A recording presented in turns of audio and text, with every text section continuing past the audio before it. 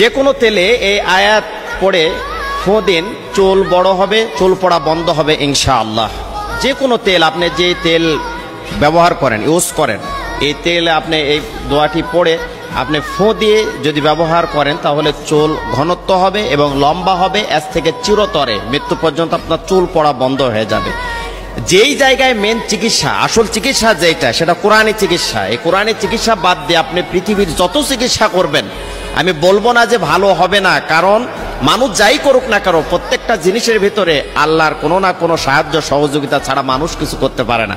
মানুষ যেগুলো চিকিৎসা তৈরি করেছে, বিজ্ঞানীরা যারা রিসার্চ করেছে, গবেষণা করেছে, সেখানেও যে দেখেন যে কোনো না কোনোভাবে আল্লাহ রাব্বুল আলামিনের হেল্প সহযোগিতা লেগেছে। আমি বলবো অনুনাজ্জিলু মিনাল কুরআনি মা হুয়া শিফা ওয়া রাহমাতুল লিল মুমিনিন।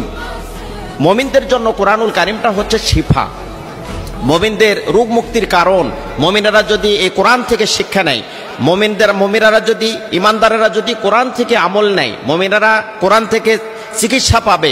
চলাফেরা সব মাধ্যম, ব্যক্তিগত জীবন, পারিবারিক জীবন, সামাজিক জীবন, রাষ্ট্র জীবন, প্রত্যেকটা সেক্টরে আপনি যদি কোরআন থেকে মেসেজ নেন তাহলে ইনশাআল্লাহ আপনার জীবন ধন্য হবে, সাকসেস হবে ইনশাআল্লাহ।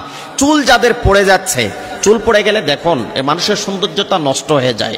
চুল ধরে রাখার জন্য এমনও মানুষ আছে লক্ষ লক্ষ টাকা খরচ করেছে, ভারতে গিয়েছে চিকিৎসা নেওয়ার জন্য, সিঙ্গাপুরে গিয়েছে চিকিৎসা নেওয়ার জন্য, বাংলাদেশের সবচাইতে বড় ডক্টরের সাথে পরামর্শ করেছে যে আমার চুলটা আমি ধরে রাখতে পারবো কেমনে করে। কারণ চুল একটা মানুষের সবচাইতে গুরুত্বপূর্ণ একটি জিনিস।